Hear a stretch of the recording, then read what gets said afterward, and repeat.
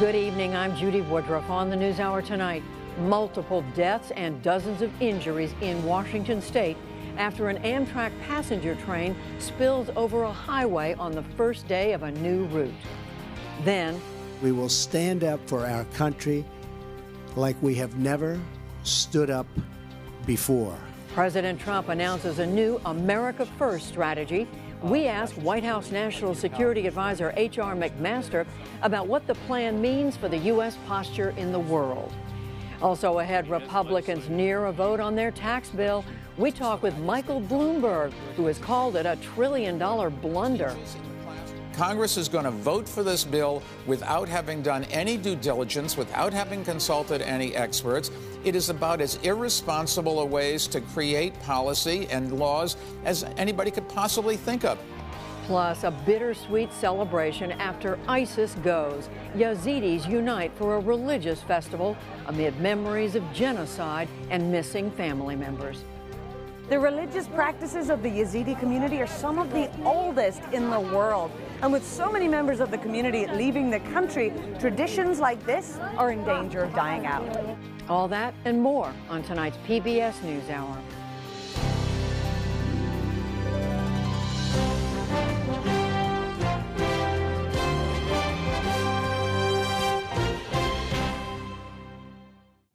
The wreckage of an Amtrak train lies strewn around an overpass in Washington state tonight. It derailed this morning with 84 people on board. At least 6 were killed and dozens were hurt. The southbound train went off the rails near the town of DuPont and shut down part of Interstate 5. Near the scene is Austin Jenkins of radio station KUOW and the Northwest News Network, a collaboration of NPR stations. I spoke to him just a short while ago. Austin Jenkins, thank you for talking with us. What do you know so far about the extent of the casualties?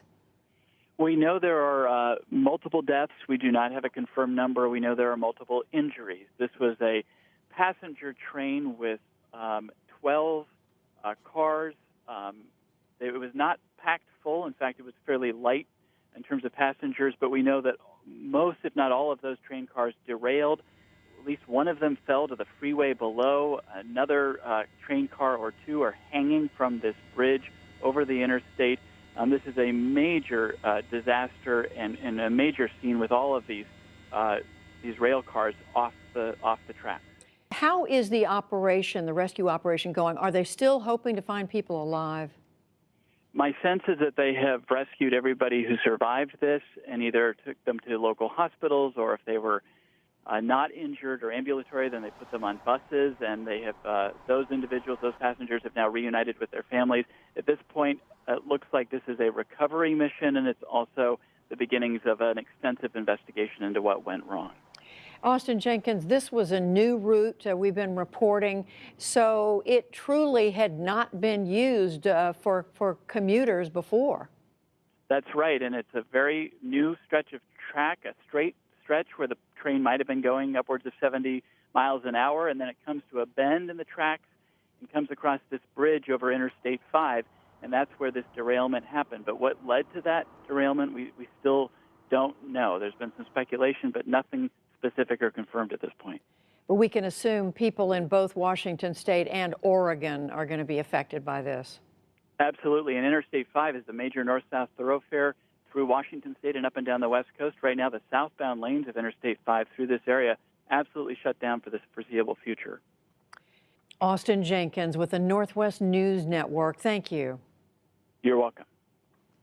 The world's busiest airport, Atlanta's Hartsfield-Jackson, worked today to get back up to speed after a power outage Sunday. More than 1,400 flights were canceled through today, mostly by Delta. Georgia Power Company says an underground electrical fire triggered the 11-hour outage. Thousands of passengers were stranded. There was no real method for evacuation. I mean, there was 40, 50 people per terminal area that we were in that were confined to wheelchairs, and there was no plan at all to get them out of here without any power. The escalators didn't work, no elevators. We were literally carrying people down the escalators. Delta said this afternoon that it expects to be back to nearly a normal schedule by tomorrow. Fire crews in Southern California worked today to take advantage of lighter winds to contain more of the massive Thomas fire. More than 8,000 firefighters have lines around 45% of the fire, but it is still threatening thousands of homes in Santa Barbara County, and forecasters expect gusty winds to return Wednesday evening. One of President Trump's judicial nominees withdrew today after he was ridiculed for failing to answer basic legal questions. Matthew Peterson is a lawyer and a member of the Federal Election Commission, but has never tried a case. In a letter to the president, he said his nomination had become a distraction to the administration. A federal appellate judge accused of sexual harassment is resigning. Judge Alex Kozinski sits on the Ninth Circuit Court of Appeals based in San Francisco. At least 15 women have accused him of misconduct.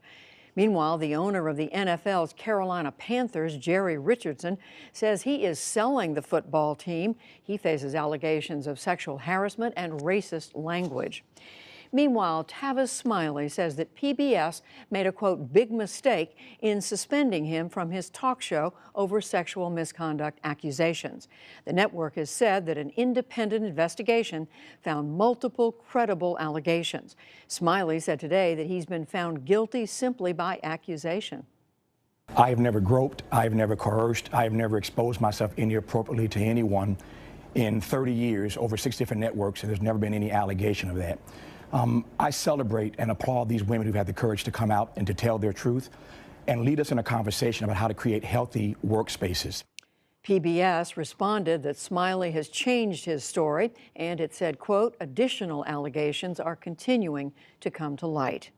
Military investigators have determined that U.S. Army Sergeant LaDavid T. Johnson died fighting during an ambush in Niger. There had been suggestions that he was captured and executed by Islamic State militants who attacked his Special Forces unit in October. The Associated Press reports that investigators found Johnson was shot as many as 18 times as he fought to the death.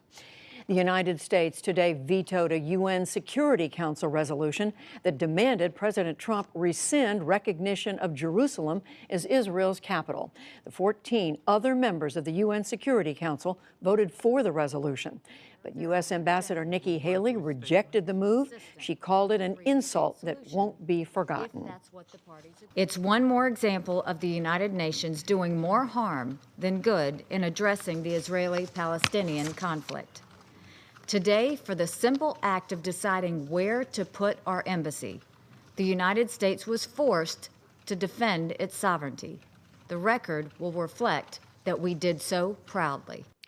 Afterward, Palestinian President Mahmoud Abbas said that he will no longer accept the U.S. as a moderator of Middle East peace efforts. In South Africa, the ruling party, the African National Congress, elected Deputy President Cyril Ramaphosa as its new leader today. He will be the party's choice in the 2019 elections to succeed President Jacob Zuma, who has been plagued by corruption scandals. Back in this country, Twitter says it is suspending the accounts of several white nationalist groups. They include the far-right Britain First and 2 of its leaders. One of them posted anti-Muslim videos that President Trump retweeted last month. Twitter's action is part of its new rules aimed at abusive content. The president of ESPN resigned today, citing substance abuse. John Skipper said in a statement that he had struggled for many years with the problem and that he needs now to focus on treatment. He gave no other details. And on Wall Street, stocks rose again on prospects of a Republican tax cut plan passing this week. The Dow Jones Industrial Average gained 140 points to close above 24,790. The Nasdaq rose 58 points, and the S&P 500 added 14. Still to come on the NewsHour, National Security Advisor H.R. McMaster on the security strategy unveiled today. Former New York City Mayor Michael Bloomberg weighs in on the Republican tax plan. Life after ISIS for an Iraqi religious minority, and much more.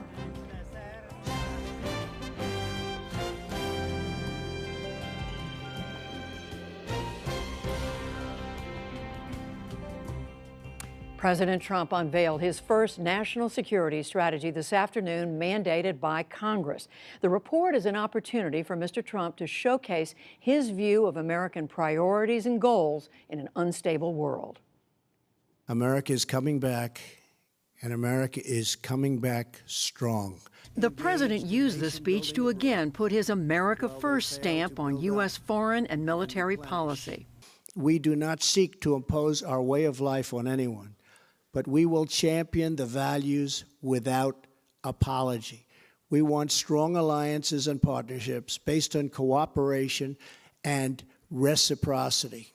We will make new partnerships with those who share our goals and make common interests into a common cause. The new Trump doctrine focuses on four main themes: protecting the homeland, promoting American prosperity, keeping the peace by showing military strength, and advancing America's influence throughout the world.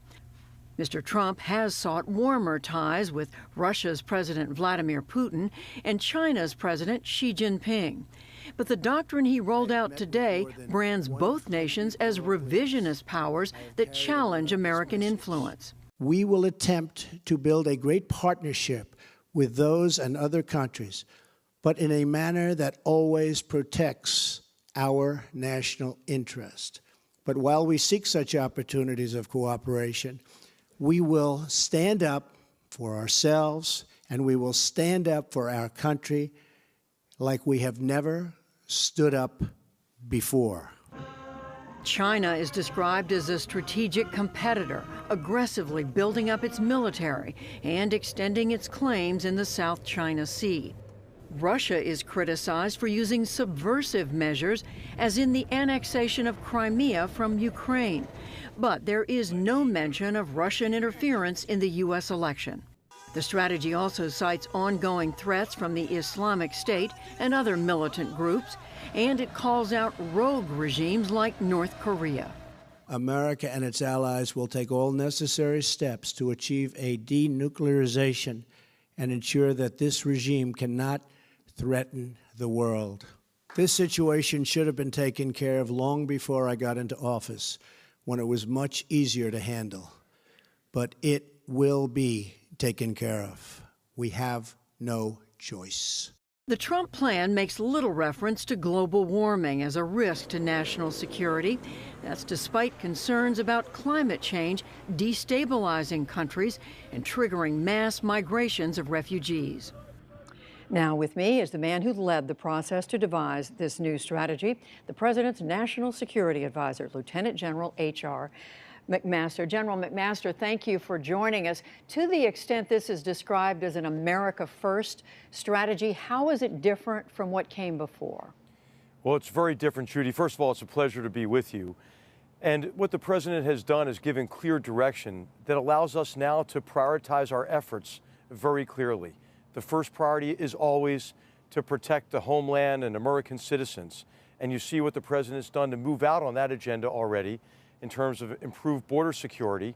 But what the strategy really emphasizes as well is the need to protect our technological and industrial and national security innovation base from really sophisticated forms of aggression, including cyber espionage and unfair trade and economic practices. Under promoting American prosperity, what's different about, I think, this strategy is the very close connection between the need to grow our economy and strengthen our economy and national security, and in particular, the emphasis on fair and reciprocal trade and economic practices, ending all forms of economic aggression, which involves, for example, transfer of intellectual property based on unfair market access. The third key to this is peace through strength, and the President has moved out on this as well, as you can see, with the defense budget and addressing a bow wave of deferred military modernization and reversing the reduction of the size of our force, even as threats to our national security increased. And peace through strength is a very important theme that, as you know, goes back to the first national security strategy of President Ronald Reagan. And finally, advancing American influence. The President said it in the clip that you showed. It's cooperation with reciprocity. And what the President wants to do is strengthen our alliances by equitable burden sharing and responsibility sharing. And you see that with his approach to NATO in particular. But you see now more NATO countries contributing more to their defense, and also key allies like South Korea and Japan as well, bearing more of the burden in our common defense and our common approach to common problems. Well, there's so much to ask you, but to the extent this is a more competitive world you describe, does the rest of the world now have more to fear from the United States? No, the rest of the world should welcome the United States leading again, competing again. And so what we've found is when we looked at some previous approaches, a lot of these strategies in the past have been aspirational. We said, well, we have to really look at the world as it is, and we have to be able to compete effectively across multiple arenas. Economic competition, as I mentioned, but security competition, and then also new forms of competition that we're seeing using new domains. Space is now a competitive domain. Cyberspace, certainly a new competitive space. And so what this strategy emphasizes is that we need to compete to advance and protect our interests. And we want to do that. We want to do that with like-minded nations and allies and partners, but we'll always prioritize the vital interests of the American people, those 4 pillars you mentioned of the national security strategy. Well, you mentioned dealing with the world as it really is, and I know on everyone's lips right now, people want to know, is the U.S. going to go to war with North Korea? You were quoted in an interview just a couple of weeks ago as saying the chance of war increases almost every day. Is it still the case? I think it is still the case, and the reason for this, Judy, is that we're out of time with this problem. Not out of time completely, but we have a very short amount of time to be able to address the problem of North Korea.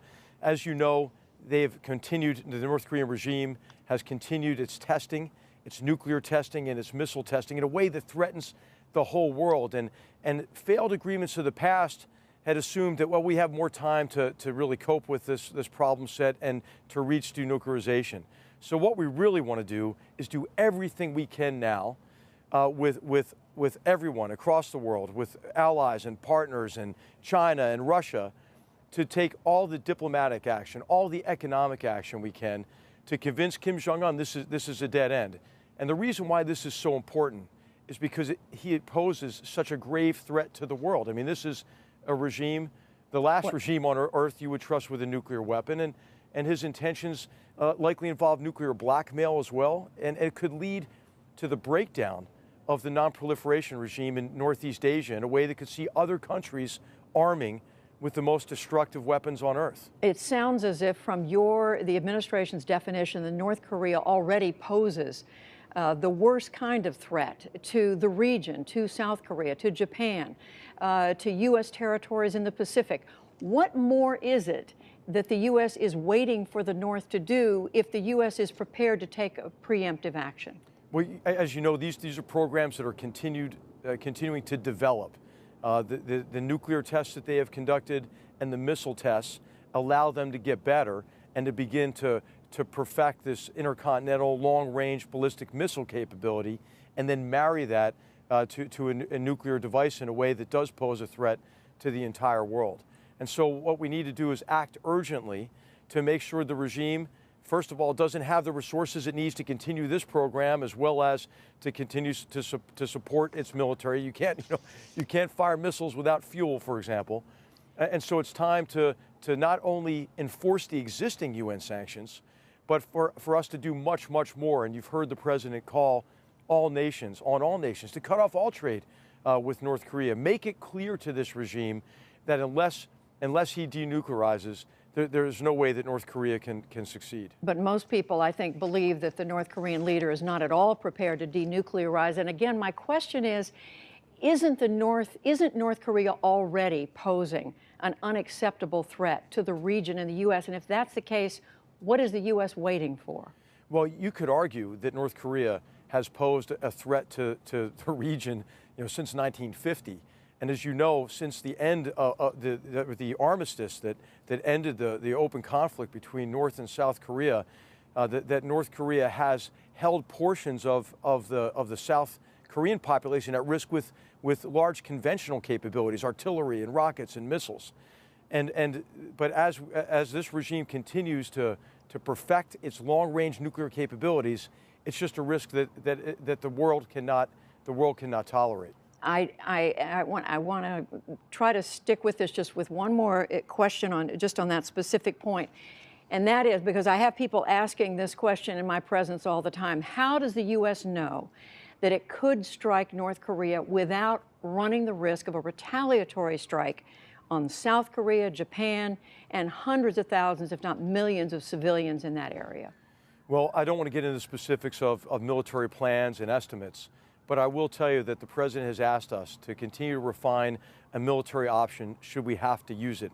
And of course, we're working on that very closely with our very close ally, South Korea, who is the closest to this danger, and with Japan. But what we have to do is everything we can now to resolve this short of war. And the grave danger is not just the direct threat that North Korea poses, any nation, but it's also the threat that's posed by the breakdown of that non-proliferation regime. And we should point out, I mean, everybody should be aware that this regime has never met a weapon that it didn't try to sell. But aren't they already, pardon me, aren't they already able, though, to sell, to proliferate what they've already developed?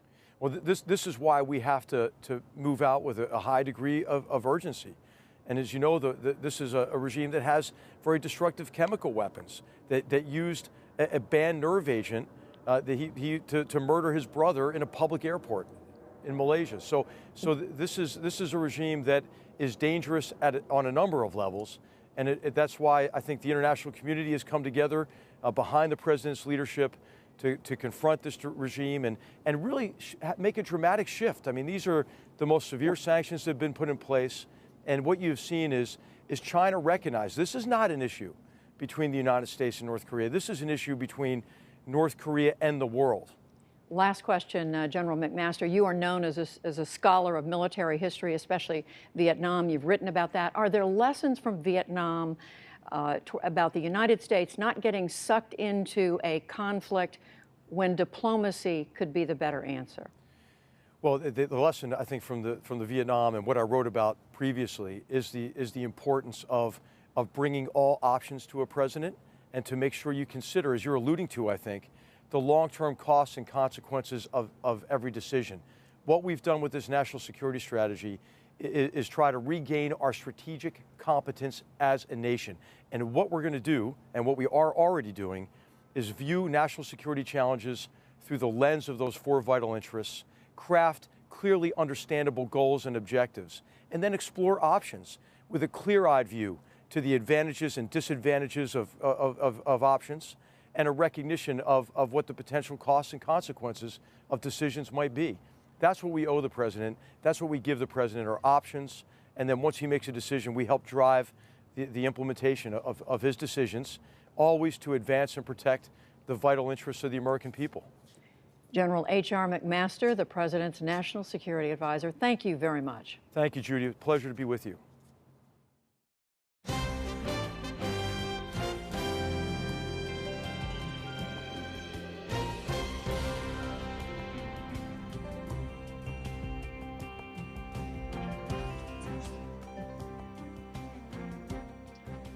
Republican lawmakers have a major victory within their sights. It is expected that the U.S. House of Representatives will pass a tax bill tomorrow, likely without Democratic support, before sending it on to the Senate this week. Since the latest version was released, analysts and political observers have been looking closer to see who is benefiting more, who won some last-minute victories, who lost, and the effect of it all. Our Lisa Desjardins has been studying it too, and she joins me now. So Lisa, let's start out with the winners. Who's doing well? All right, you look into this bill, you see a lot of different winners. Let's start with the two that most people know. Corporations, their taxes cut from 35% to 21%. And the truth is, Judy, most families and individuals will see a tax cut temporarily for the first 8 years here. Let's talk about some other ones that might not get as much attention. Wealthy estates. Now, under this bill, someone could give a gift of up to $11 million tax-free. That's a doubling of what they could do. And then interesting energy companies, not just because they can now drill in the Alaska National Wildlife Refuge, Judy, but there's a provision here allowing something called publicly traded partnerships, which are mostly energy companies, some with a lot of money, to take a deduction that used to be considered for small businesses. That's in this bill. Two more really quick I noticed reading through the bill, Judy. Architects architects and engineers, those of you out there, you will now be able to get a special deduction that you couldn't in previous versions of this bill. That was new on Friday. And craft beer brewers will see a deduction on the tax rate they pay per barrel, at least for 2 years. Somebody likes beer. So some of the winners, what about some of the losers? Who are they? Right, that's right. First, let's talk about future taxpayers. As I said, some of those individual rate cuts are temporary. In fact, most of the individual rate cuts, not just the rates, but also AMT, all of it is temporary in this bill for individuals. Second, cities and high tax states, though we talked about this before, they will get a small deduction for those local taxes, but not as much as they're getting now. Other losers, Puerto Rico. Puerto Rico wanted a special tax treatment for various reasons, including that they have to rebuild infrastructure now, did not get it in this bill. And interesting, Judy, I noticed those paying alimony, they can deduct that currently, no more. That reverses, and now the tax benefit goes to those receiving alimony under this bill. That starts in 2019. One more, the individual health care market, Judy. Obviously, we know that with the individual mandate repealed, might give more people the ability to not get health care, but it may destabilize the market. And I think overall, Judy, one loser in all this is the idea of simplifying the tax code. Right. This is not simpler. And as we've been hearing them say, they say most people will still be able to file on a postcard, but there's a real question about that. What about the overall effects of this, Lisa? And separately from that, I know you've been looking at some of the members of the Senate who've made up their minds and decided what they're going to do. That's right. In particular, in the news in the last day was Senator Bob Corker of Tennessee. It turns out that there is a provision in this bill that would help people who have real estate investment trusts called REITs. Some of our viewers may have them. Those would be able to get a deduction that, again, was meant mostly for small businesses originally. Some of these can be $1 million trusts, and they're operated without any employees. This bill allows people who own those, like Bob Corker, to take that deduction. He's not the only one. There was a question of why he changed his vote from no to yes last week. Talking to his office, they say he had no idea this provision was in the bill. And I will say, Judy, in reporting this, there was erroneous reporting here that this was just dropped into the bill suddenly. There was the same kind of idea in the House bill, and the House said it needed to stay. So there's a lot to explain there. Corker's not the only one who potentially benefits from this. But it's a reminder of how much happens behind closed doors that isn't known until somebody brings it out, as Senator Corker did. That's exactly right. And it's interesting because that's not the only closed door thing going on right now. We have, of course, a lot of discussion about a potential shutdown that could happen at the end of this week.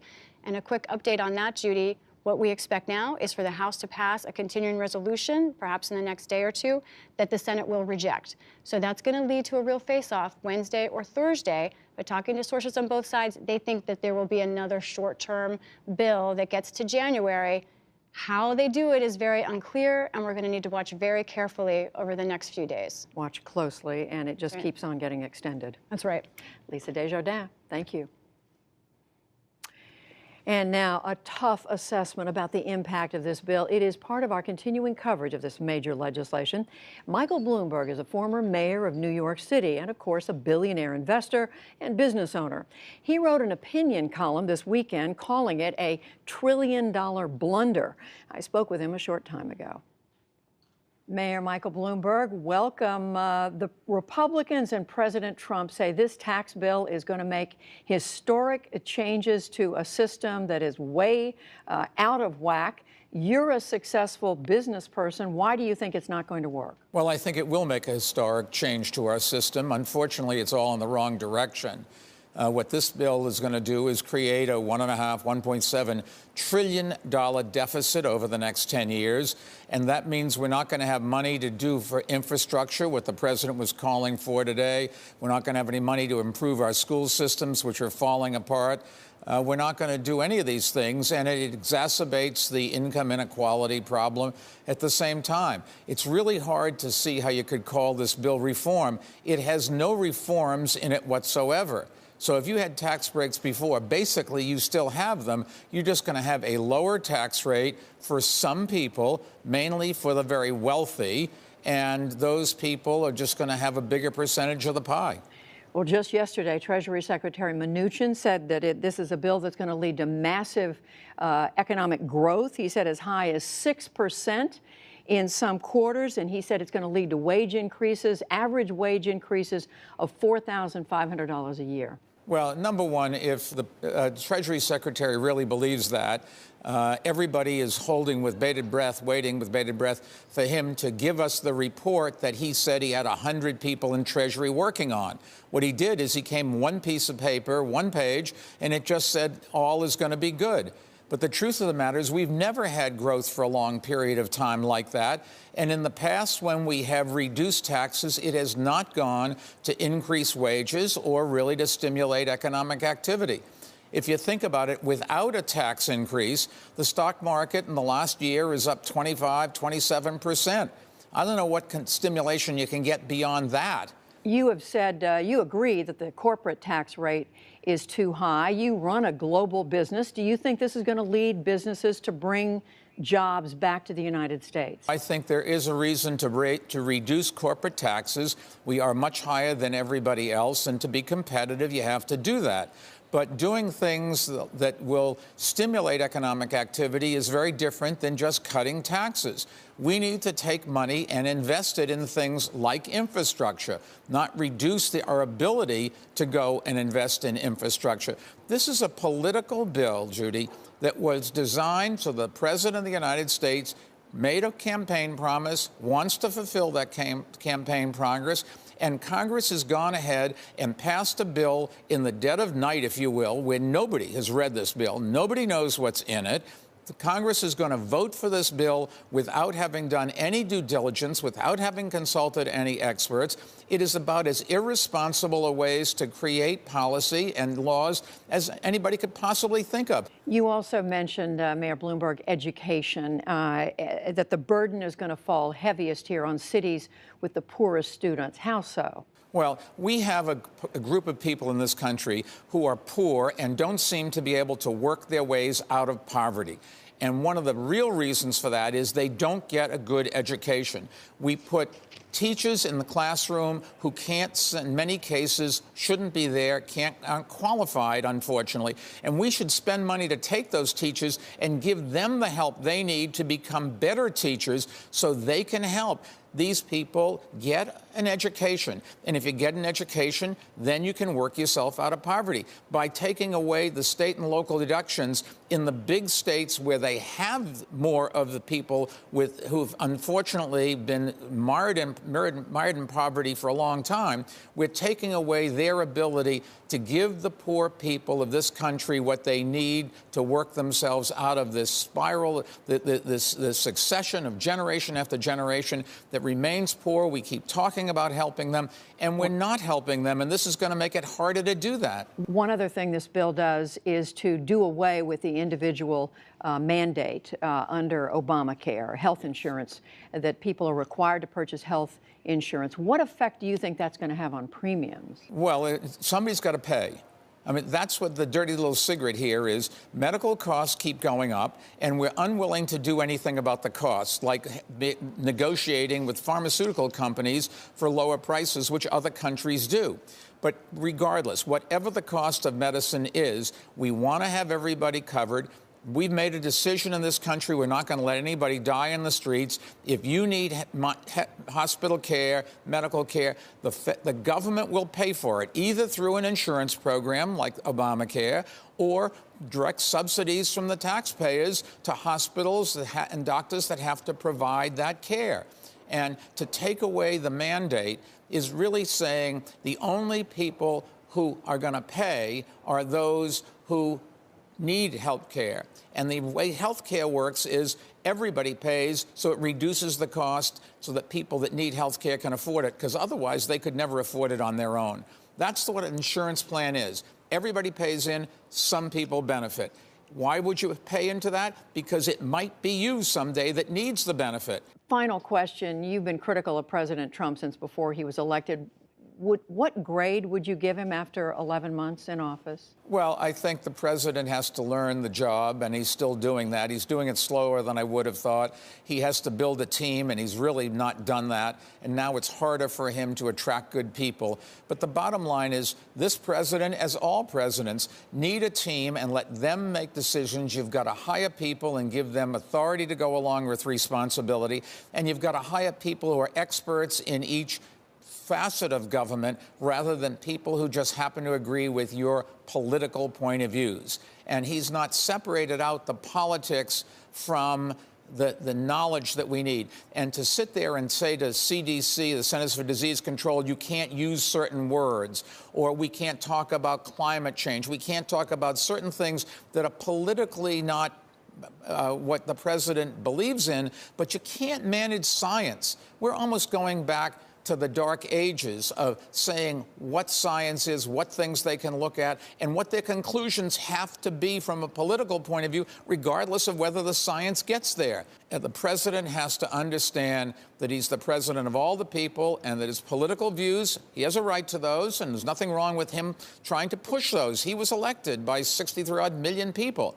But certain things you just have to do based on the facts and have experts, non-political experts, do it. Former New York City Mayor Michael Bloomberg, we thank you. Judy, thank you for having me.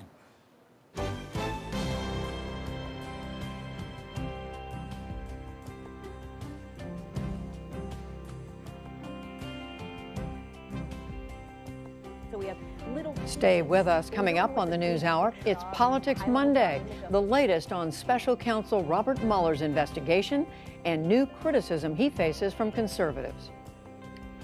But first, the American war against ISIS was driven initially by the militants' attack on the Yazidi religious minority of Iraq. The campaign of mass murder, forced displacement, and enslavement of the Yazidis shocked the world. Now, many have returned to their ancestral homeland around Sinjar Mountain in Iraq's far northwest. But as special correspondent Jane Ferguson found, so much there will never be the same. On Iraq's Sinjar Mountain, this is a celebration of one of the world's oldest religions. People giving thanks to God and the angels for who they are. Among the graves of their ancestors, families meet here for one of the greatest festivals of the year in the Yazidi religion, a time to celebrate their identity as a people. It's called the Eid al-Jama Festival, or the Feast of the Assembly. The community invited us to join them in their celebrations. It's normally a time of spiritual rebirth for the Yazidi people, and right now, rebirth is something they desperately need. The men are not here because they are happy. They are here to pray and ask God for the return of their wives and daughters. When ISIS gunmen swept across Iraq in 2014, they came here to this peaceful rural community, declaring the Yazidi people infidels for their ancient religious practices. They took away thousands of women and girls as sex slaves, and they slaughtered many of the men. The road back to Sinjar is an emotional journey for Adiba Qasim. Her homeland is a broken, scarred place, haunted by memories of what the United Nations determined was a genocide. She is a local journalist and brought us here. When ISIS arrived into her village, Khanasor, the extremists showed no mercy. Adiba grew up on this street, surrounded by her extended family. When they got word ISIS was coming, her aunts and uncles decided to stay. Despite rumors of ISIS brutality, they could not imagine the stories were true. They never thought anything so terrible would happen to them. Adiba's parents, alongside her and her siblings, played it safe and drove away, she says, just 15 minutes before the Islamic State fighters came down here. Do you ever think about what would have happened if you'd stayed? My father. The other people who stayed, they all have been killed. Their bodies are in the mass graves. Yeah, so we were lucky. Around 70 members of her wider family are still missing, she tells us. Some were young women sold as sex slaves. The men were probably killed. Her half-brother has come back here now with his family. When Adiba brings us for a visit, it's a rare moment of joy for them.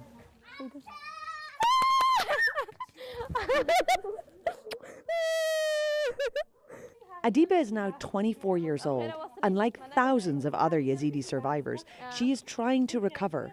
She moved to the nearby capital of Kurdistan, where she works with foreign journalists and aid workers.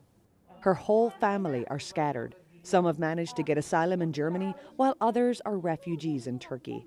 And then there are those who became ISIS victims, missing or killed. She took us to her old home. I mean, I lost everything. This house is full of memories of mine, beautiful things, but not anymore. Yeah. You don't want to go inside? No, never. Do you think you'll ever go back to this house? No, I don't think so. Helping other Yazidi women and girls is now part of Adiba's recovery. She took us to visit one such family she met through her work with charities, providing psychological support for victims. They are one of the only Yazidi families to return to Hardan village, and now they're trying to move on with their lives. Zahida was just 17 when the militants came. They took her to Mosul as a sex slave for a year before she managed to escape. Her mother, Ramzia, was held as a house slave, cooking and cleaning for an ISIS family, until finally being freed just a few days ago. We have changed their names and hidden their identities because other family members are still being held by ISIS. Ramzia watched as 9 of her children were taken from her. The girls sold as sex slaves, the boys sent to militant training camps, never returning. Then she was sold too.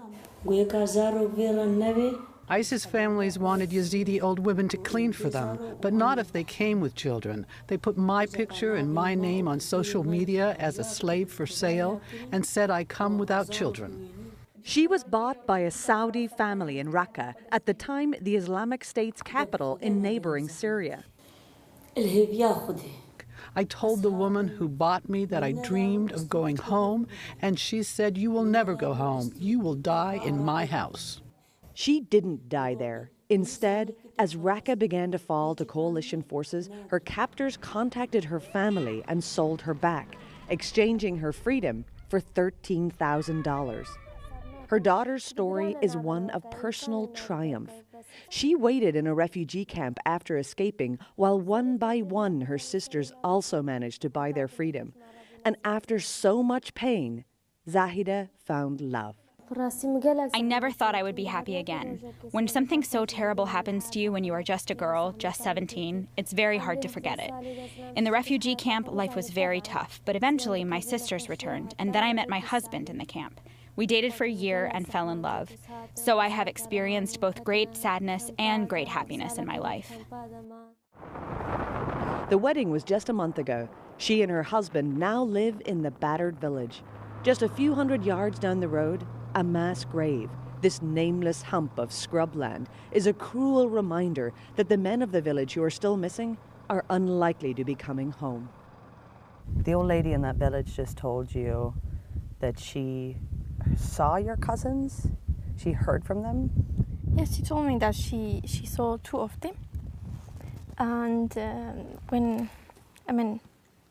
last time I saw them, they were like 12 years old.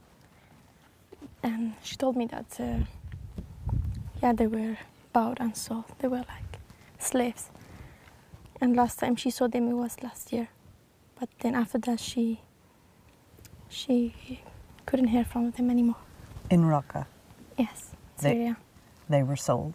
Mm. For the rest of the community, many turn to prayer to recover from the past. And celebrations like Eid al-Jama are as much about keeping their identity alive too.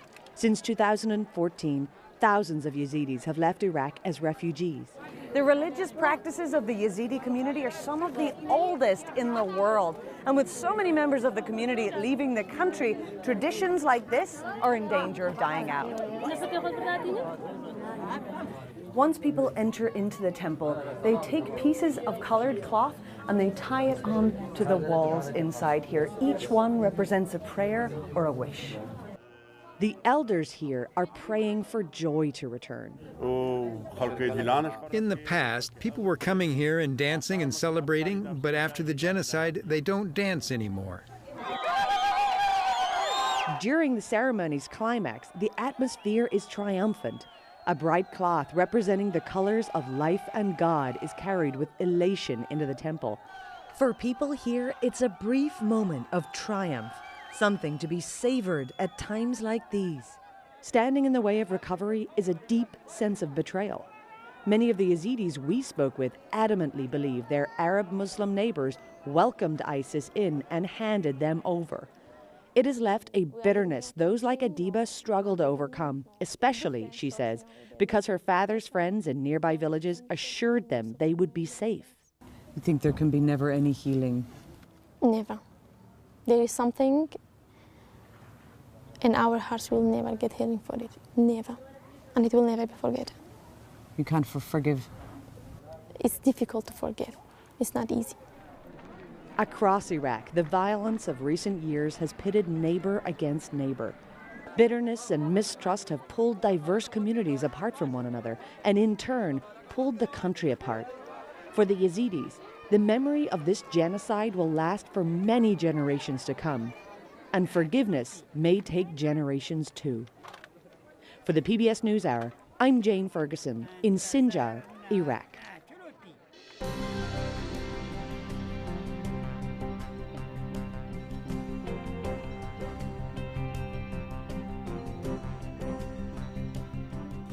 As we heard, this is a critical week for Congress as Republican leaders sprint toward a final vote on their tax plan and avert a looming government shutdown.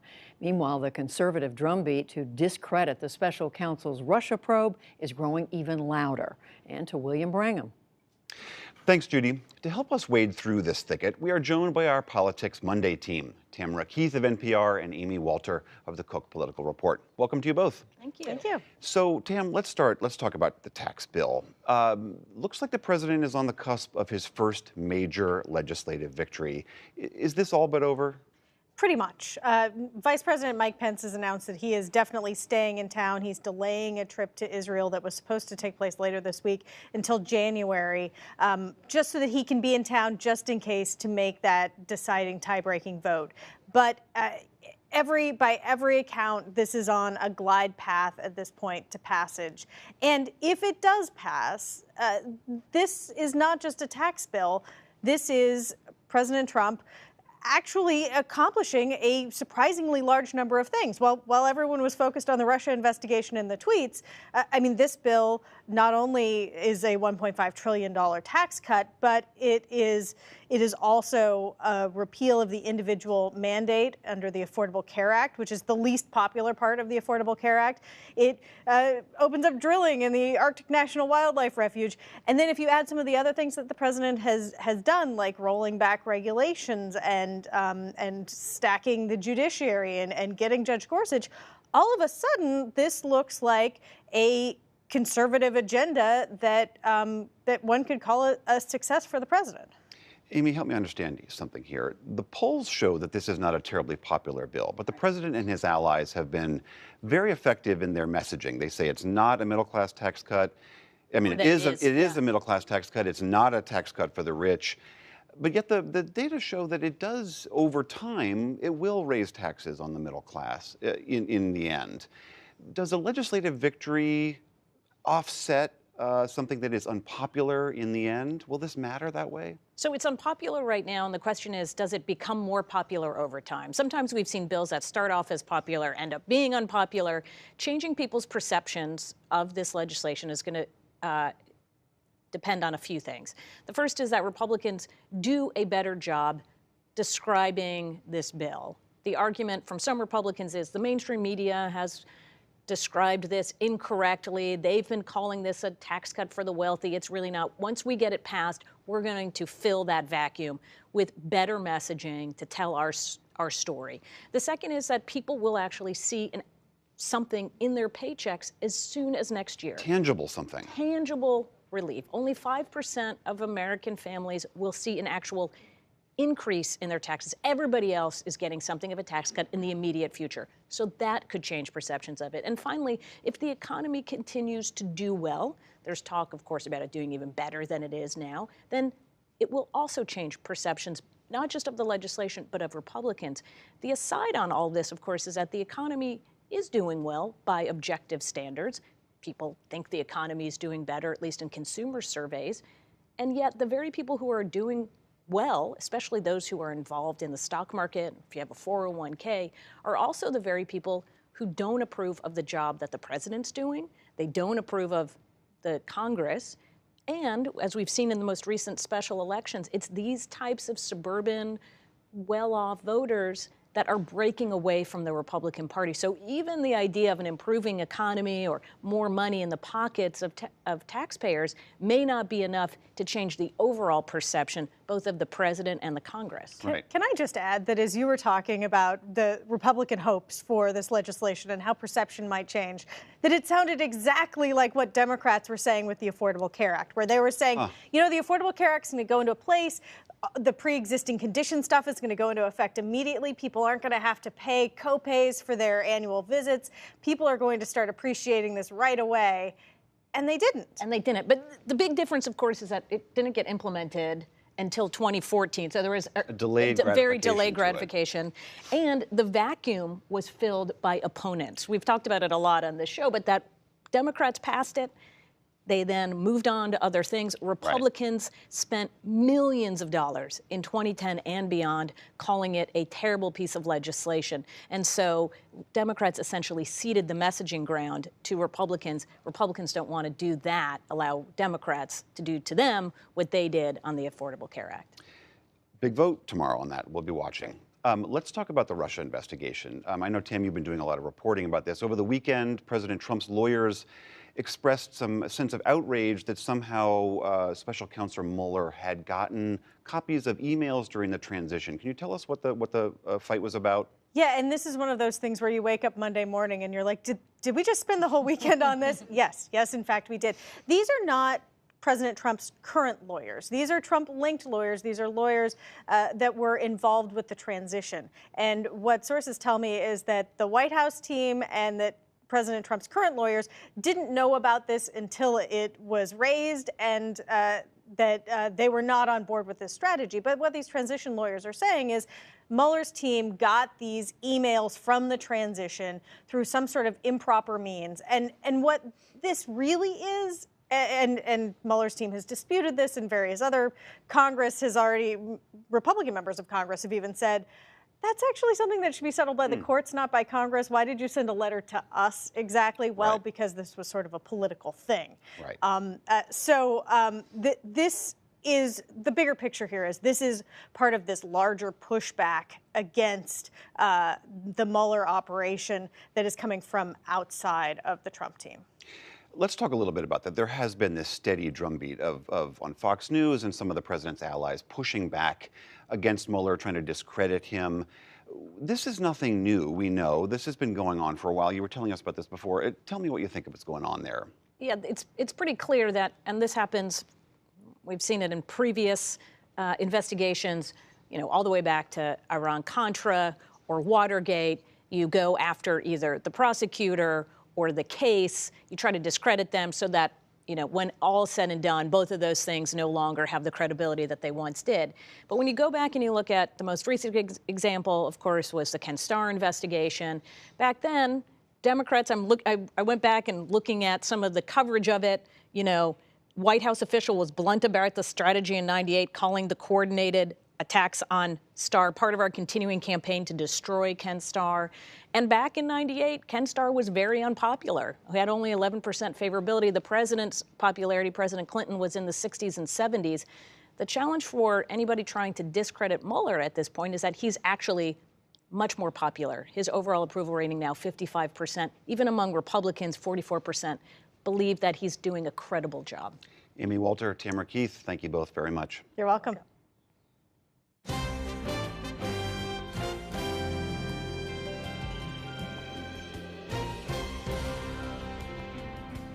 On the NewsHour Online, we'll have continuing updates on the Washington State Amtrak train derailment. You can find that and more on our website, pbs.org/newshour. And that's the NewsHour for tonight. I'm Judy Woodruff. Join us online and again right here tomorrow evening. For all of us at the PBS NewsHour, thank you, and we'll see you soon.